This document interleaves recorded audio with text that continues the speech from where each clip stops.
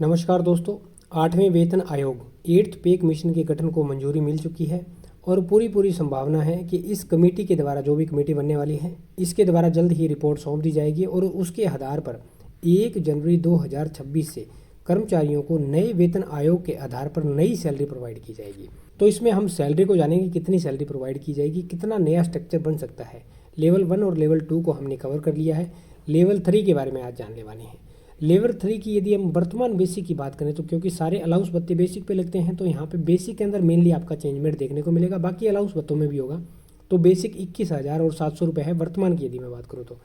इसके बाद इसके ऊपर लगेगा फिटमेंट फैक्टर, और फिटमेंट फैक्टर लगने के बाद सारी बेसिक नहीं आएगी, फिर सारे अलाउंस भत्ते उसके ऊपर ऐड किए जाएंगे। हम यहाँ जितने भी अलाउंस भत्ते लेने वाले हैं वो बेसिक अलाउंस भत्ते, यानी कि उनसे कम अलाउंस भत्ते आपको नहीं मिलेंगे। जो सैलरी मैं आपको या भत्ते बता रहा हूँ, पूरे इंडिया में कहीं पोस्टिंग हो जाए, इतने अलाउंस भत्ते आपको मिलेंगे। तो यहाँ पे नई बेसिक आ जाएगी आपकी, ये नई बेसिक हो गई। उसके बाद आपका आ गया डीएनएस अलाउंस, फिर आ गया एचआरए हाउस रेंट अलाउंस या मकान किराया भत्ता, फिर आ गया टीए ट्रांसपोर्ट अलाउंस। तो नई बेसिक कितने बनेगी? 2.86 हम यहाँ पे फिटमेंट फैक्टर ले लेते हैं, तो नई बेसिक आ जाएगी 62,062 रुपये। क्योंकि गवर्नमेंट इसको अगली या पिछली जीरो की टर्म में रखेगी, तो यहाँ पे रखी जाएगी 62,000 रुपये यदि 2.86 फिटमेंट फैक्टर आता है तो। अब आ गया डीए, क्योंकि डीए मर्ज हो जाएगा तो डीए यहाँ पे चांस पूरे के पूरे यही है 99% के जीरो से डीए शुरू होगा, फिर 6 महीने तक डी जीरो रहेगा। फिर जो AICP इंडेक्स के आंकड़े आएंगे उसके हिसाब से इसके अंदर 2%, 3%, 5%, 10% कितनी वृद्धि होती है वो उस पर डिपेंड करेगा वृद्धि पे। फिर आता है HRA हाउस रेंट अलाउंस। यदि 7वें पे कमीशन के हिसाब से बात करें तो यहाँ पे 3 तरह की सिटियाँ बनाई हुई है। कौन सी? X, Y और Z। जब तक डीए 25% से नीचे है तो यहाँ पे X सिटी में 24% HRA दिया जाएगा बेसिक का, Y सिटी के अंदर 16% HRA बेसिक का, और Z सिटी के अंदर 8% HRA बेसिक का दिया जाता है। तो यहाँ पे HRA हम काउंट करेंगे X सिटी को, जो कि बेसिक का 24% हो जाता है, जो कि 14,880 रुपये बनता है। फिर आता है TA ट्रांसपोर्ट अलाउंस। इसको ये लेवल 1 और 2 के लिए अलग होता है, लेवल 3 to 5 के लिए अलग होता है, फिर लेवल 6 to 8 के लिए अलग होता है। इस तरह से ये अलग अलग होते हैं। तो यहाँ पे हम काउंट करने वाले हैं 5,000 रुपये, इसको 5,000 रुपीज़ हम इसको काउंट करने वाले हैं। तो ये यहाँ पे काउंट हो गया। अब इस सारी को जोड़ देंगे तो ये आपकी ग्रोस बन जाएगी। इस ग्रोस के अंदर हमें काम करना है, ये ग्रोस हो जाती है। फिर आपकी आएगी कटौती। कटौती में क्या क्या होने वाला है? तो कटौती की यदि हम बात करें तो यहाँ पे आपका कटौती होगा NPS नेशनल पेंशन स्कीम। ये बेसिक प्लस डीए का 10% काटा जाता है, 14% गवर्नमेंट कंट्रीब्यूट करती है।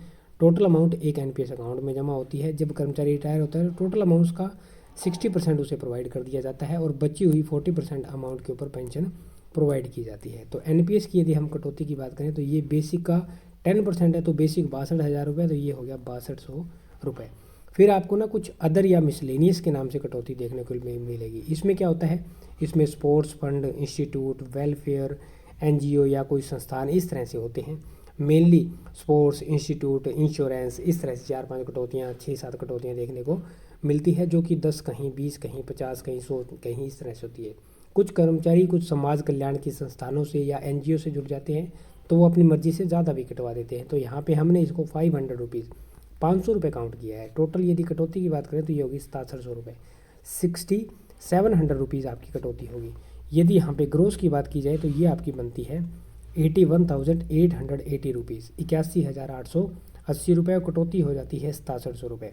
तो आपकी इन हैंड सैलरी आ गई। कितनी आ गई? ये इन हैंड सैलरी होगी, तो ये बनती है 75,180 रुपीज़, 75,180 रुपये। ये आपकी इन हैंड सैलरी है यदि 2.86 फिटमेंट फैक्टर रहता है। यदि इससे ऊपर जाएगा तो सैलरी ज़्यादा बनेगी, यदि इससे नीचे जाएगा तो सैलरी कम बनेगी। और पूरे इंडिया में कहीं भी आप चले जाना, X सिटी जहाँ पे भी रहेगी वहाँ आपको 75,000 रुपये मिलेगी। Y सिटी जहाँ मिलेगी वहाँ थोड़ी सी आपकी सैलरी कम हो जाएगी, और Z सिटी में थोड़ी सी और कम हो जाएगी। तो ये थी लेवल 3 की सैलरी के रिगार्डिंग वीडियो। किस टॉपिक पर वीडियो चाहते हैं कमेंट सेक्शन में कमेंट करके ज़रूर बताएं। उम्मीद करता हूँ जानकारी समझ पाए होंगे।